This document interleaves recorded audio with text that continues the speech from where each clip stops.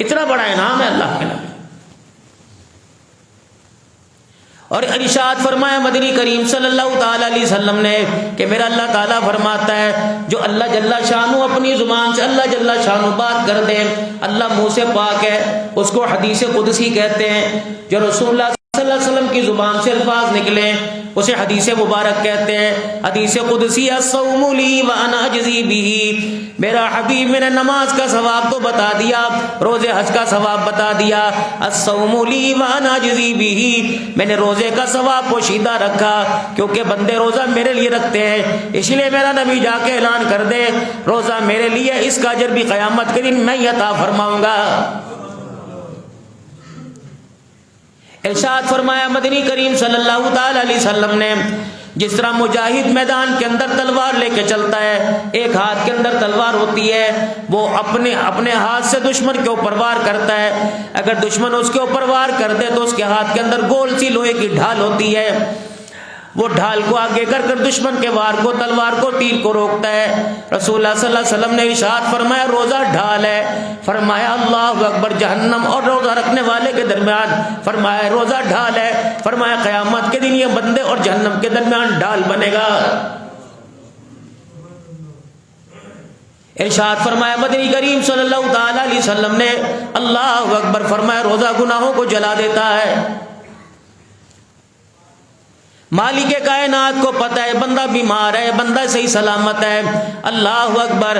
اس مہینے کی برکات کے بارے میں رسول اللہ صلی اللہ تعالی علیہ وسلم نے ارشاد فرمایا رمضان المبارک کا جب مہینہ آتا ہے فرمایا جہنم کے دروازے بند کر دیے جاتے ہیں، جنت کے دروازے کھول دیے جاتے ہیں اور شیاطین کو جکڑ دیا جاتا ہے. آسمان سے فرشتوں کا تاتا زمین کے اوپر بن جاتا ہے. زمین پر اللہ کے بندے میرے امتی روزے کی حالت میں رہتے ہیں، اللہ جل شانہ ان کے اعمال کو دیکھتا ہے، اور یہاں تک جب سحری اور افطاری کا وقت ہوتا ہے کہ دسترخوان بچھا کر ہاتھ اٹھا کر دعا کرنے کے لیے بیٹھتے ہیں، اللہ کے فرشتے آسمان سے زمین پر اللہ کے حکم پر آتے ہیں. یہ روزہ دار ہاتھ اٹھا کر دعائیں کرتے ہیں، فرشتے ان کی دعاؤں پر آمین کہنے لگ جاتے ہیں.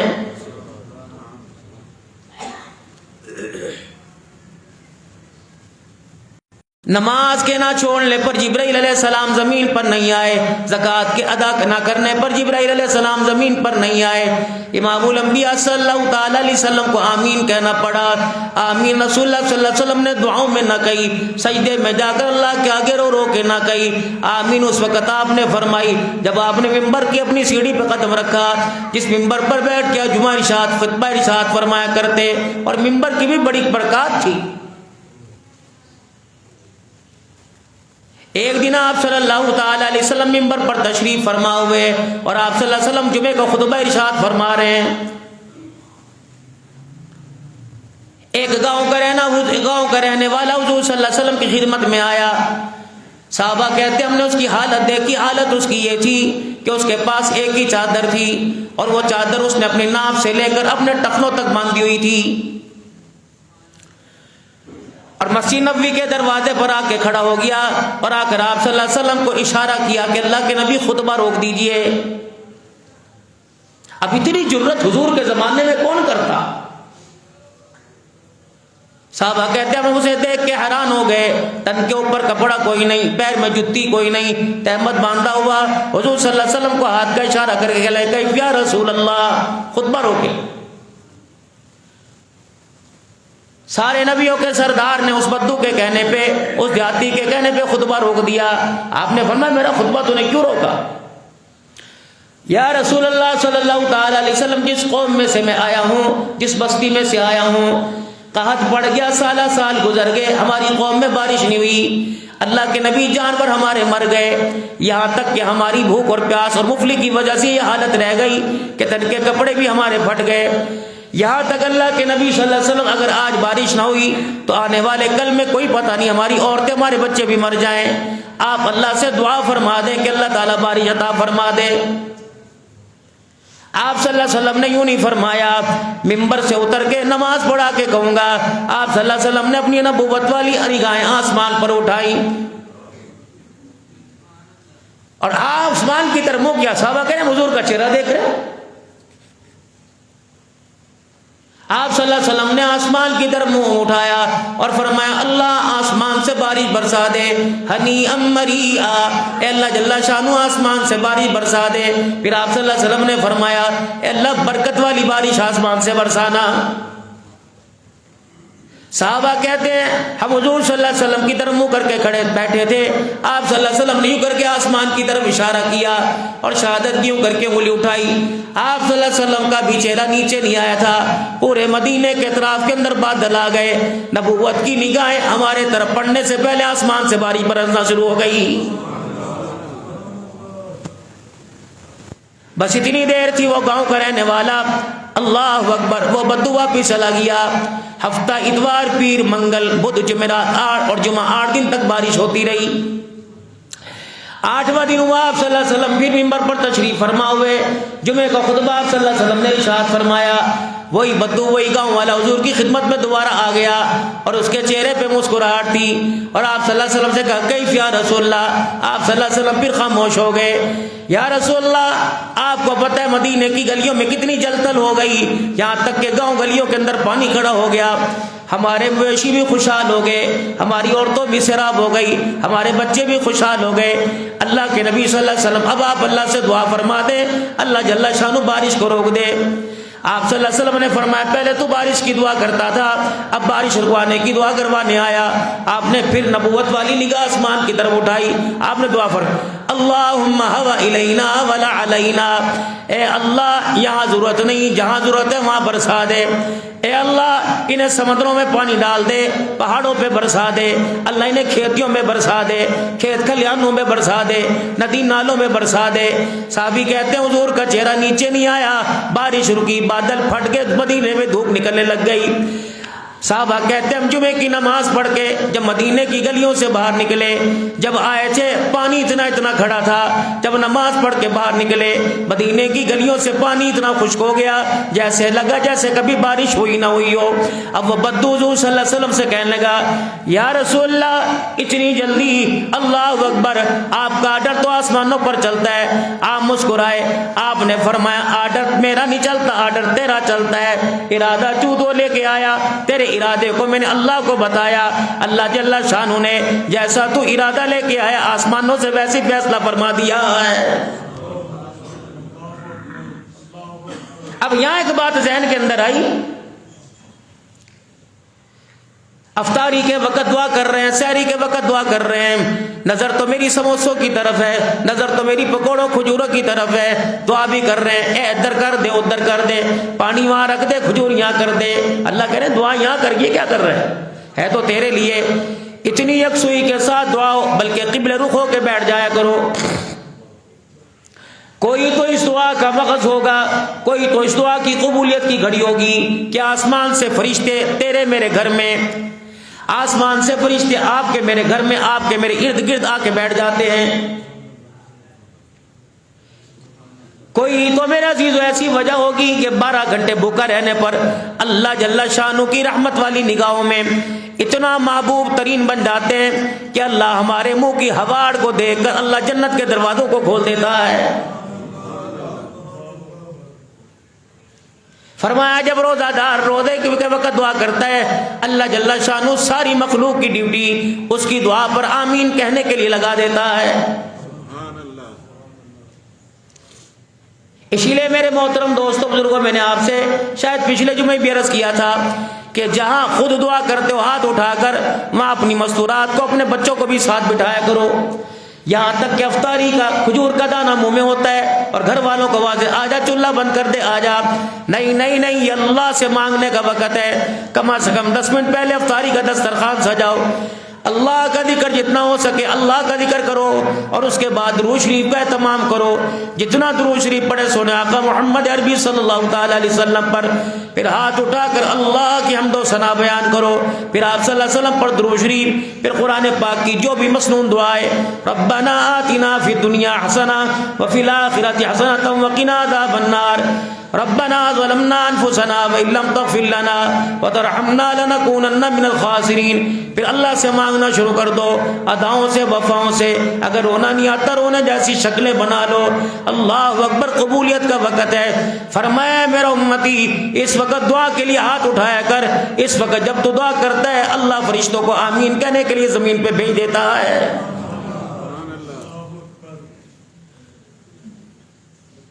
اور نہ اس کو چھوڑنے پر اپنے بچوں کو عادت ڈالیے. یہ نہیں کہ جمعے کا رکھے ہم اگلے جمعے رکھیں گے, نہیں. اول تو رسول اللہ صلی اللہ علیہ وسلم نے کبھی بددعا نہیں فرمائی.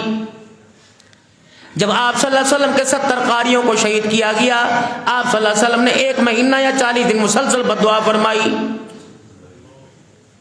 یعنی قرآن کے قاریوں کا اللہ کے نبی کے نزدیک کتنا بڑا مقام ہے.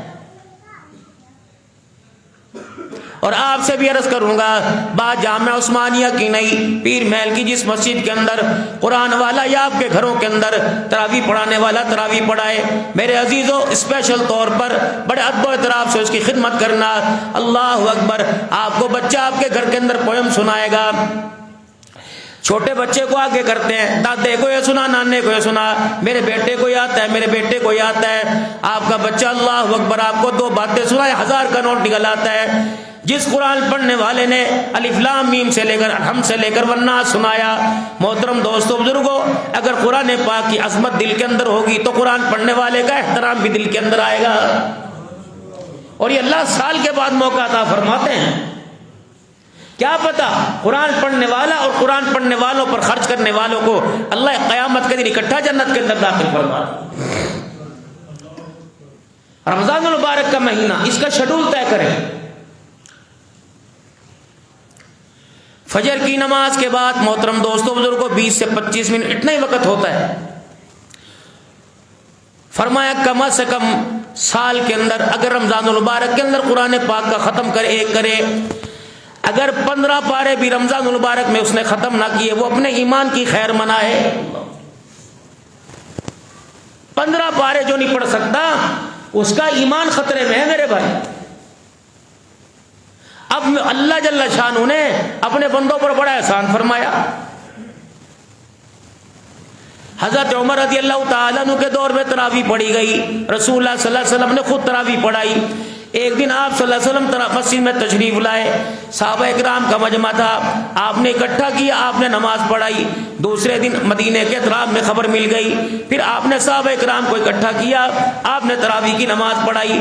تیسرے دن آپ صلی اللہ علیہ وسلم کو پتہ لگا کہ مسجد نبوی کھچا کچ بھر گئی, اور مدینے کے اطراف سے, گاؤں دیہات سے اور مدینے کے سارے شہری مسجد نبوی کے اندر آ گئے. آپ صلی اللہ علیہ وسلم کے حجرے کی طرف دیکھتے رہے, لیکن آپ اپنے حجرے سے باہر تشریف نہ لائے. صحابہ اکرام رضوان اللہ تعالی علیہ مجمعین نے عرض کیا, یا رسول اللہ صلی اللہ علیہ وسلم, یہ نماز کی فرضیت ختم ہو گئی یا اللہ کا کوئی اور حکم آ گیا؟ فرمایا لوگوں, تمہاری بڑھتی ہوئی آبادی کو دیکھ کر اللہ اکبر آج میں نہ آیا. مجھے ڈر تھا تمہارا شوق اور میرے آنے کی وجہ سے اللہ اس نماز کو کوئی فرض نہ کر دیتا. نبیوں پر تہجد کی نماز فرض ہے, ہر نبی پر. امتی کے لیے رعایت ہے, امتی کے لیے نفل ہے, ہر نبی تہجد گزار نبی. آپ صلی اللہ تعالی علیہ وسلم کے دور میں نماز پڑھی گئی. سیدنا صدیق اکبر کا دور آیا, حضرت عمر رضی اللہ تعالی عنہ کا جب دور آیا تو اس وقت بھی مسجد نبوی میں چراغ نہیں تھا, سیدھا چراغ تھا. عشاء کی نماز کا وقت ہوا, حضرت علی رضی اللہ تعالی عنہ مسجد نبوی میں تشریف لائے اور ساری مسجد کو روشن دیکھا. مسجد نبوی کے دروازے پہ کھڑے ہو کر حضرت علی رضی اللہ تعالیٰ نے پوچھا, یہ چراغا مسجد کے اندر کس نے کر دیا؟ کسی نے کہہ دیا تجھے نہیں پتا, یہ تیرے بھائی عمر بن الخطاب رضی اللہ تعالیٰ عنہ نے مسجد نبوی میں چراغ جلا کے مسجد نبوی کو روشن کر دیا. حضرت علی رضی اللہ تعالی عنہ نے حضرت عمر کا انتظار نہ کیا یا گھر جا کر عمر رضی اللہ تعالی عنہ کے دروازے پہ دستک نہ دی, بلکہ وہیں کھڑے حضرت علی رضی اللہ تعالی عنہ نے اپنا دامن پھیلایا کہ اللہ عمر کی قبر کو روشن کر دے جس نے تیرے گھر کو روشن کر دیا ہے. کتنی بڑی دعا. جاؤ جا کے پوچھو ان رافضیوں سے، جاؤ میرے جو عزیزوں جا کے پوچھو علی اور عمر کے اندر میرے عزیزوں جتوین پیدا کرنے والے، جاؤ ان لعنتیوں ان بدبختوں سے جا کے پوچھو جو کہتے ہیں علی کی بیوی پر اللہ اکبر عمر نے حملہ کرایا تھا، جاؤ جا کے پوچھو ان بدبختوں سے، ان وقت کے ملعونوں سے جو کہتے ہیں سیدہ فاطمہ الزہرا کے پیٹ پر حضرت عمر نے لات مار کر حضرت علی کا بچہ ضائع کر دیا تھا، جاؤ جا کے پوچھو خلیفہ بلا فصل سیدنا صدیق اکبر رضی اللہ تعالیٰ عنہ کے بارے میں جو کہتے ہیں ابو بکر عمر نے مسجد نبوی سے نکل کر آگ کا گولا پکڑ کر سیدہ فاطمہ کے دروازے کو جلایا تھا، اور اماں فاطمہ دروازے کے پیچھے کھڑی تھی، اور اماں فاطمہ کو دروازے کے کواڑ کے پیچھے اماں کو بھیج دیا تھا، جس سے اماں کا حمل ضائع ہو گیا تھا۔ جاؤ ان بختوں سے جا کے پوچھو تمہیں کون سی تاریخ نے بتلایا کہ اماں فاطمہ اپنا حق لینے کے لیے علی رضی اللہ تعالی سیدنا صدیق اکبر رضی اللہ تعالیٰ عنہ کے دربار میں گئی تھی تو عمر رضی اللہ تعالیٰ عنہ دھکے مار مار کے ماں کو نکال دیا تھا۔ باقی لعنت کے مستحق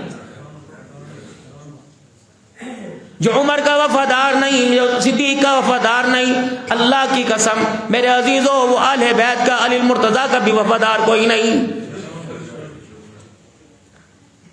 علی رضی اللہ تعالیٰ عنہ تو یہ کہہ رہے ہیں اللہ اس کی قبر کو روشن کر دے جس نے اللہ تیرے گھر کو روشن کر دیا ہے۔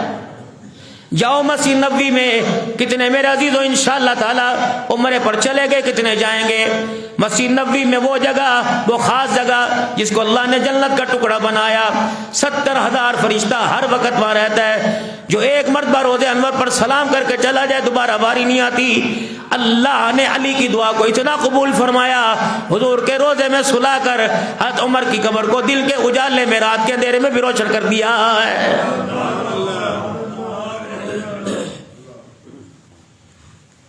چلو روشنی تو میرے عزیزو اللہ اکبر بلب سے ہوتی ہوگی، روشنی تو ٹیوب لائٹ سے ہوتی ہوگی، روشنی تو میرے عزیزو فانوس سے ہوتی ہوگی، چلو اس سے باہر نکلو۔ مصنوعی روشنی میرے عزیزو یہ چیزیں، قدرتی روشنی چاند کی چاندنی سے یا قدرتی روشنی سورج کی کرنوں سے ہوتی ہوگی۔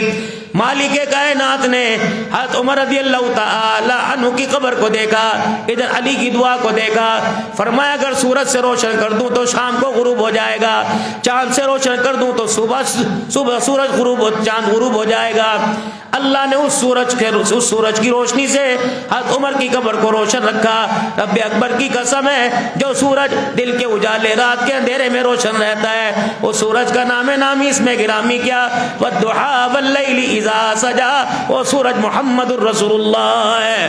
فرمایا یہ ایسا سورج ہے جو زمین پر بھی روشن رہے گا، قیامت کے دن عرش بری پر بھی روشن رہے گا۔ اللہ نے اس روشنی سے عمر کی قبر کو روشن فرمایا۔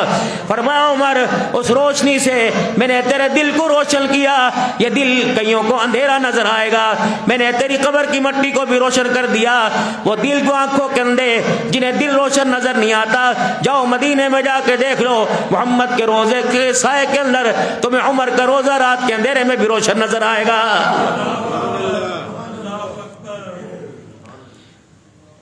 علیکم بسنتی و سنتی خلفاء الراشدین المہدیین، او لوگوں میری سنت، میرے صحابہ کی سنت، میرے صحابہ کی سنت میری سنت ہے۔ آپ نے فرمایا میرے بعد جو میرا 30 سالہ میرے خلفاء کا دور ہوگا وہ میرا دور ہوگا، میں ہی کروں گا جو میرے صحابہ کریں گے، اور جو میرے صحابہ کریں گے وہ میرے بتائے ہوئے طریقے پر ہی ہوگا۔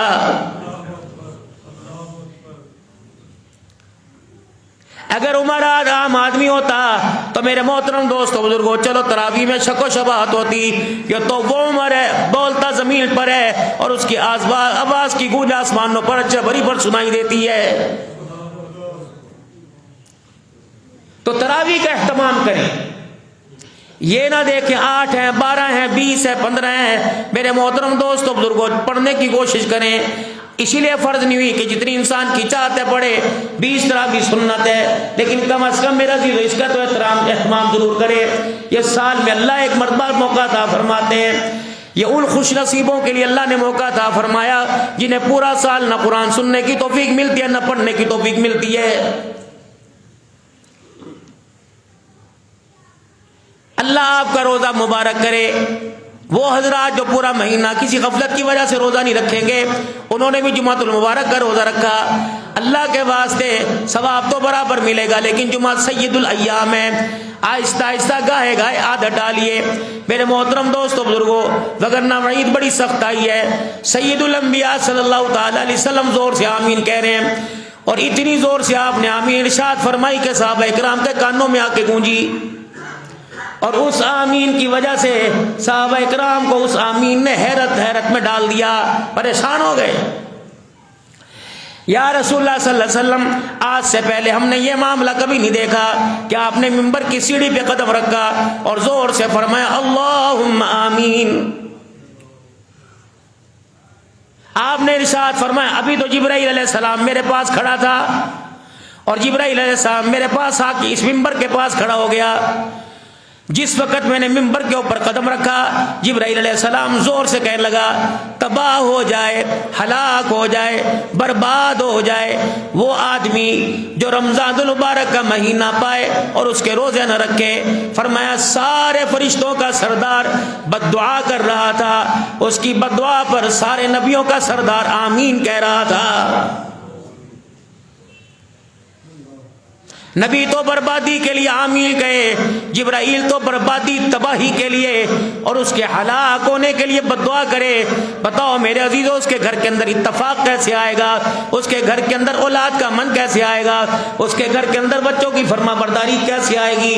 اس کے روزگار میں، اس کے کاروبار میں برکت کیسے آئے گی؟ اس پر قرضہ کیسے اترے گا؟ اس پر اللہ کا کرم کیسے آئے گا؟ اس پر اللہ کا فضل کیسے آئے گا؟ اس پر خیر کیسے آئے گی؟ اسے بیماریوں سے صحت کیسے ملے گی؟ اس پہ خوشحالی کیسے آئے گی؟ چہرے کی چمک قیامت کے دن کیسے چمکے گی؟ اور ایمان کا نور اس کے چہرے پہ کہاں سے چمکے گا؟ جس کو نبی بد دعا پر آمین کہے، جبرائیل بد دعا دے دے، صحت تو میرا عزیزوں ملے نہ ملے برابر ہے، روٹی ملے نہ ملے گزارا ہو جائے گا، پانی ملے نہ ملے گزارا ہو جائے گا۔ اگر میرا عزیزوں اس بد دعا پر میں نے اللہ سے توبہ نہ کی، ڈر لگتا ہے کیا پتہ خاتمہ ایمان کے بغیر ہو جائے۔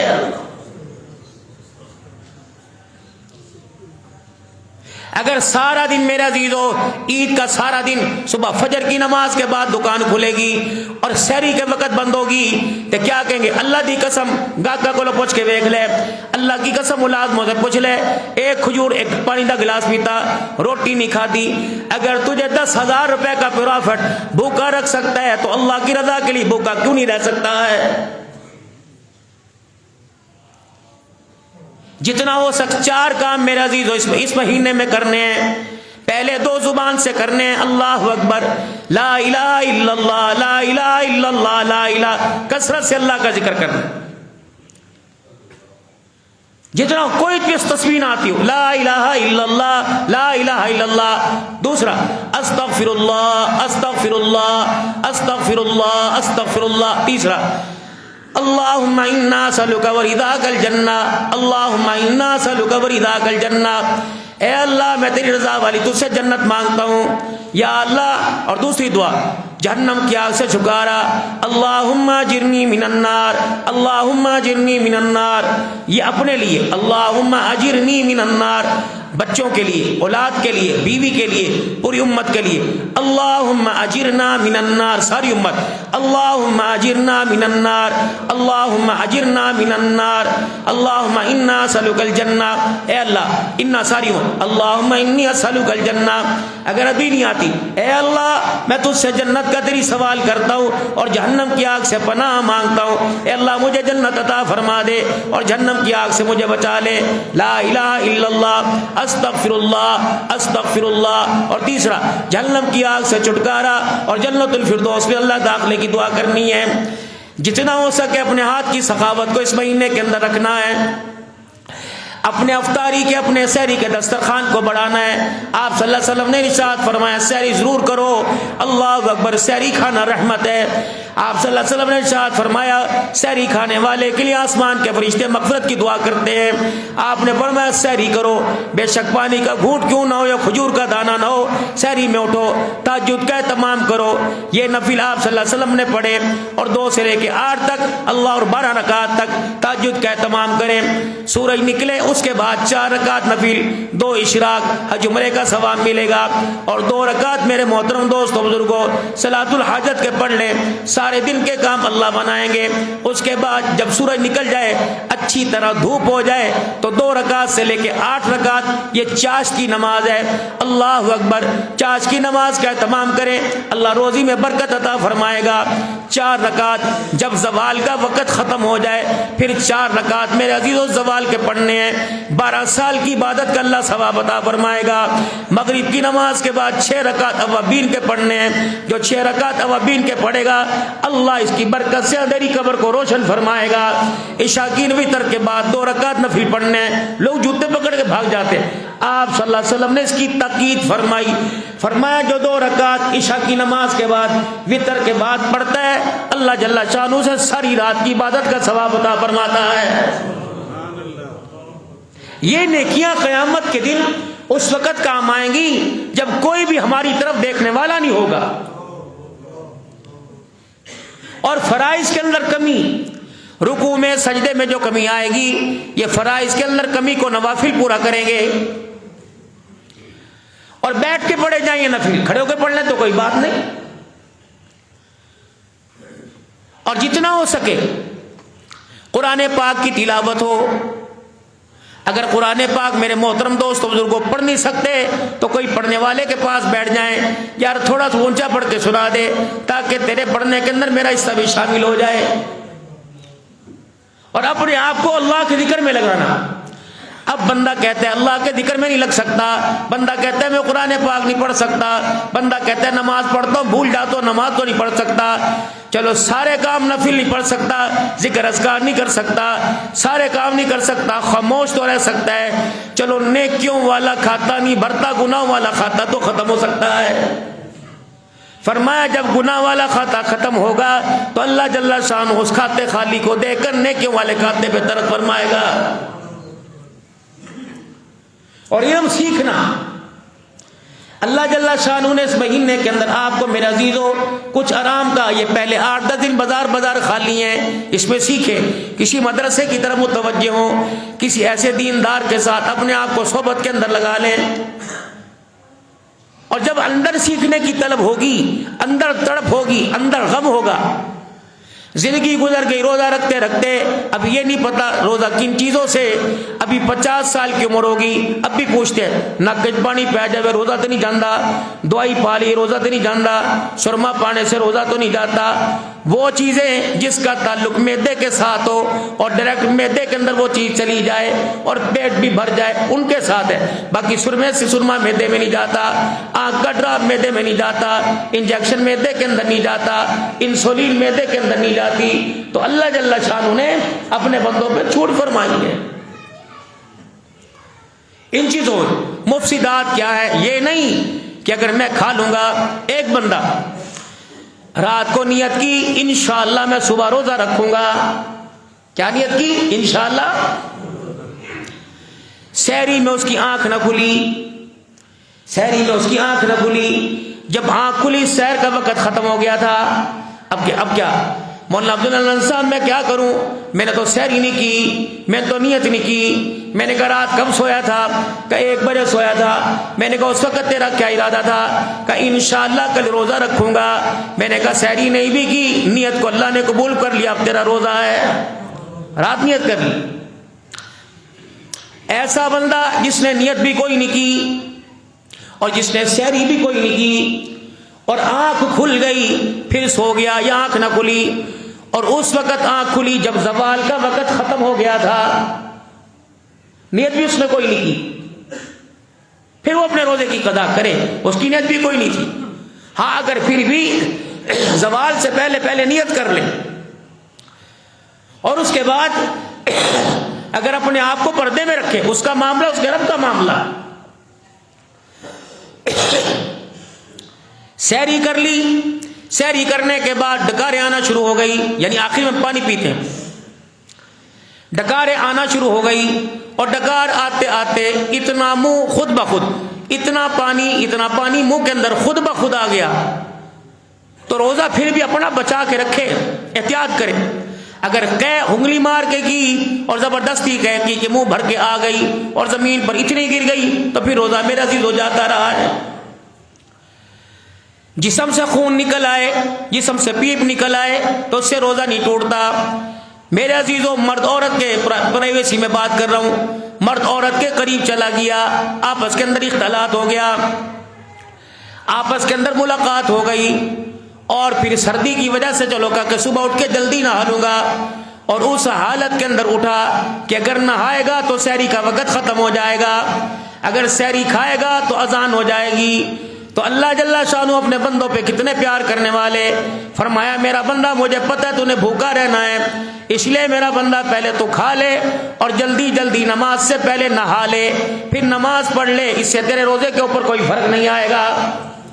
وہ نوجوان جس کو احتلام ہو گیا یا کپڑے خراب ہو گئے، اللہ اکبر، اگر وہ بھی اس حالت کے اندر اٹھا کہ اذان کا وقت قریب تھا اور اتنا وقت تھا کہ سحری کی ایک آدھی روٹی کھا سکتا تھا، تو وہ بھی پہلے سحری کرے، یعنی استنجا پیشاب وغیرہ کر لے اور ہاتھ دھوئے اور سحری کرے، اس کے بعد غسل کرے، نہائے، اور نہانے کے بعد نماز پڑھ لے، اس کے روزے کے اوپر کوئی فرق نہیں آئے گا۔ ایسا بندہ جو روزہ رکھ کے سویا تھا اور اس کو احتلام کی ناپاکی کی حاجت ہو گئی تو ناپاکی پر انسان کی پاکی پہ فرق آئے گا، روزے کے اوپر فرق کوئی نہیں آئے گا۔ جتنا ہو سکے اپنے آپ کو اللہ کے دربار میں لگائے، جتنا ہو سکے استغفار کی کثرت کرے، اللہ اکبر، جتنا ہو سکے اپنے آپ استغفار کی کثرت کرے، اور اپنے اوپر میرا عزیزو جو اس کی ذمہ داری ہے، جو مال ہے اللہ تعالیٰ نے اسے مال عطا فرمایا، سونا چاندی، جس کے پاس آج کے دور کا 5 لاکھ روپیہ ہے، اتنا ہی نا سونا، تو اس کے اوپر میرا عزیزو زکوٰۃ آتی ہے۔ وہ سونے کو ٹیلی کریں گے 52.5 تولے چاندی سے، یا اتنے پیسے جتنے کی 52.5 تولے چاندی آتی ہے، اور اس پر حولان حول 1 سال گزر گیا، ایک بندے کے پاس پیسے آئے اور وہ پیسے اس کے پاس 2 مہینے رہے پھر چلے گئے، اس پہ زکوٰۃ نہیں ہے۔ بندے کے پاس پیسے آئے اور 1 سال اس کی ملکیت کے اندر رہے، اس پہ زکوٰۃ ہے۔ ایک بندے نے کاروبار کے لیے مال ڈالا، ہاں اس کی ذاتی اپنی گاڑی، ذاتی اپنا مکان، اس پہ زکوٰۃ نہیں۔ وہ گاڑی، وہ مکان، وہ پلاٹ جو بندے نے خرید و فروخت کے لیے، کاروبار کے لیے رکھا ہے، اس پہ زکوٰۃ آئے گی۔ وہ دکان کا مال، جس مال سے وہ کاروبار کرتا ہے، اس مال کا پورا پیسہ لگائے، کتنا حساب بنتا ہے، زکوٰۃ دے۔ 1 لاکھ کے اوپر 2,500 روپیہ زکوٰۃ ہے، 1 لاکھ کے اوپر 2,500 روپیہ زکوٰۃ ہے۔ فرمایا زکوٰۃ اللہ نے بہتر تمہارا معاملہ فرمایا، اللہ نے تمہارے لیے بہتری فرمائی کہ اللہ جل شانہ نے تمہارے مال کو قبول فرمایا اور تمہارے زکوٰۃ کا حکم دے کر تمہارے مال کو پاک کیا۔ نبی علیہ السلام کا صحابی حضرت بلال رضی اللہ تعالیٰ عنہ جب عورتوں میں تبلیغ کرنے کے لیے آئے، بلال رضی اللہ تعالیٰ عنہ نے بتایا کہ وہ کہہ رہے ہیں اللہ کے نبی، اور مکے کی عورتوں کے درمیان اور آپ صلی اللہ علیہ وسلم کے درمیان پردہ حائل تھا، ادھر عورتوں سے بیعت ہو رہی تھی، آپ ادھر بیٹھے تھے۔ بلال جائیے کہہ کے الا اللہ یشرکن باللہ شیئا، آج سے پہلے جتنے بتوں کی عبادت کی، لات منات کو پوجا کرتے تھے، آج کے بعد سب کی ختم، ایک اللہ کو پوجیں گے۔ صدقت یا محمد، سچ کہا۔ ولا یسرقنا ولا یسرقنا ولا یزنینا، زنا نہیں کریں گی، چوری نہیں کریں گی، صدقت یا محمد۔ پھر بلال رضی اللہ عنہ وہ کہہ رہے کہ اللہ کا حکم آ گیا کہ اپنے مالوں کی زکوٰۃ دو۔ اب انہوں نے پہلی مرتبہ سنا، بلال یہ کیا ہوتا ہے؟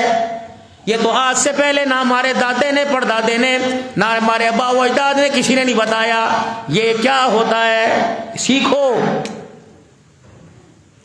امام مالک رحمت اللہ تعالی علیہ گزر رہے ہیں، وقت کا گورنر، اس وقت مدینے کے جیسے آج پہاڑ ہیں، بارش جب ہوا کرتی تو مدینے کے لوگ شہر سے باہر نہانے جاتے، نشیبی علاقے ہوتے، پانی جمع ہوتا اور اوپر سے بارش پڑتی تو نہانے کا لطف اور ہوتا۔ جیسے یہاں لوگ برف میں ٹھنڈا پاؤ نا جی، میں تو ٹھنڈا پانی پیندا ہی نہیں، اور مری میں جا کے 4 فٹ برف کے اندر کھڑے ہوتے ہیں، وہ کہتے ہیں مزہ ہی لے جائے۔ تو نشیب و فراز کی جگہ امام مالک رحمت اللہ تعالی علیہ تشریف لے گئے، مدینے کا گورنر کھڑا تھا اور وہ امام مالک رحمۃ اللہ تعالی علیہ، اللہ اکبر، جنہوں نے موطا امام مالک لکھی، فرمایا لوگوں 16 سال مجھے موطا امام مالک میں لکھتے گزرے، 16 سال میں کتابیں لکھی، دن میں کتاب، رات میں کتاب لکھتا۔ فرمایا او لوگوں قسم اٹھا کے کہتا ہوں 16 سال تک میں نے کبھی افطار نہ کیا، یہ کتاب میں نے 16 سال میں روزے کی حالت میں لکھی ہے۔ اب گورنر آ گیا، امام مالک رحمت اللہ تعالی علیہ کی سواری کی لگام پکڑی، علم کی قدر تھی امام مالک تو آپ صلی اللہ علیہ وسلم کی حدیث کا محدث ہے، مجھے آپ صلی اللہ علیہ وسلم کی حدیث سنا۔ اب گورنر سے کرے شرم نہیں آتی بے ادب، حضور صلی اللہ علیہ وسلم کی حدیث ہو اور اتنی بے ادبی سے سنو، میں تمہیں مدینے کے قاضی سے شکایت کروں گا۔ وقت کے گورنر کی شکایت کی، امام مالک رحمت اللہ تعالی علیہ نے، یہ بے ادب ہے، انہیں حضور کی حدیث کی توہین کی ہے، اس نے آ کے سواری کی لگام پکڑی کہ حدیث سنا، ایسے سنتے ہیں؟ آتا دو زانو بیٹھتا۔ قاضی مدینہ نے بلا لیا کہ آپ پر حضور کی توہین کا فتویٰ لگا ہوا ہے، یہ میں نے تو کوئی نہیں کی، آپ نے امام مالک سے کہا تھا مجھے حدیث سناؤ، ایسے سنتے ہیں؟ کہ جی پھر میرے لیے سزا کیا تجویز ہوگی؟ فرمایا تجھے الٹا لٹایا جائے گا اور تیری کمر پہ 40 درے مارے جائیں گے۔ یہ ادب تھا حضور کے علم کا۔ الٹا مدینے کے بازار میں چوک میں لٹایا گیا، 40 درے مارے گئے۔ قاضی مدینہ سے گورنر مدینہ کہنے لگا اب تو مجھے حضور کی حدیث کی توہین کی سزا مل گئی، اب تو میں امام مالک سے تو حدیث سن سکتا ہوں۔ کہاں؟ اس طرح جانا، خوشبو لگا کر، وضو کر کر، دو زان ہو کے ادب سے جا کے بیٹھنا اور وقت کے امام سے کہنا مجھے حدیث سنائیے۔ ادب سے گئے، امام مالک رحمت اللہ تعالی علیہ کے پاس گئے، کہ مجھے میرے کہے کی سزا مل گئی، مجھے 40 درے پڑے، اب میں دو زانو آ کے آپ کے پاس بیٹھا، اب آپ مجھے حضور صلی اللہ علیہ وسلم کی حدیث سنائیے۔ امام مالک رحمت اللہ تعالی نے ایک حدیث سنائی، دوسری سنائی، تیسری سنائی، 40 حدیثیں سنا دی۔ فرمایا 40 درے کھا کے آیا، اب میں تجھے محمد کے 40 فرمان سناؤں گا۔ رب اکبر کی قسم ہے، پہلے آنے اور سننے کا مزہ اور تھا، اب آ کر حدیث سننے کا مزہ کچھ اور ہے۔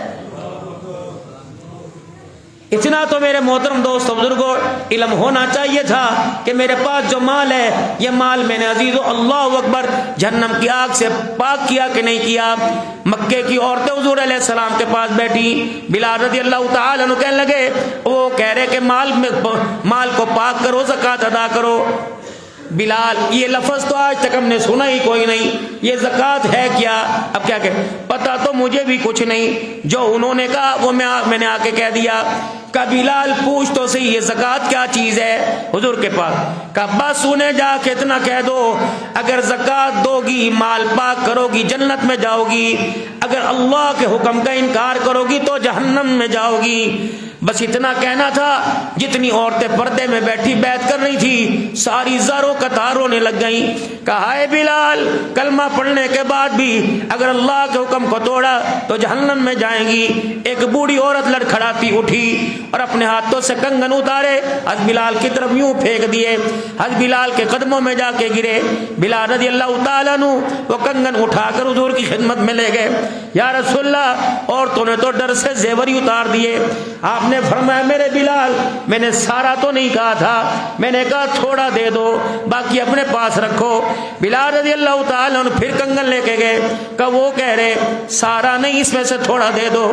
وہ عورت روتی بھی جاتی اور کہتی جاتی جا انہیں جا کے کہہ دے کہ جو چیز ہمیں پکڑ کے جہنم میں لے جائے پہننا تو دور کی بات ہم اسے دیکھنا بھی گوارا نہیں کرتی ہیں۔ مالک ملک سے، دولت سے، سونے چاندی سے جن کی محبت لگی انہیں اللہ اس کے رسول کی محبت کا احساس دے گی۔ بس میرے بھائیو دوستو بزرگو، یہ پہلا مہینہ رحمت کا مہینہ، ربی اغفر ورحم وانت خیر الراحمین، ربی اغفر ورحم وانت خیر الراحمین، ربی اغفر ورحم وانت خیر الراحمین۔ اللہ سے مانگو سبحان اللہ والحمد للہ ولا الہ الا اللہ واللہ اکبر ولا حول ولا قوة الا باللہ العلی العظیم، کثرت سے۔ فرمایا اس کا دوسرا عشرہ مغفرت کا اور تیسرا عتق من النار، جہنم کی آگ سے چھٹکارے کا۔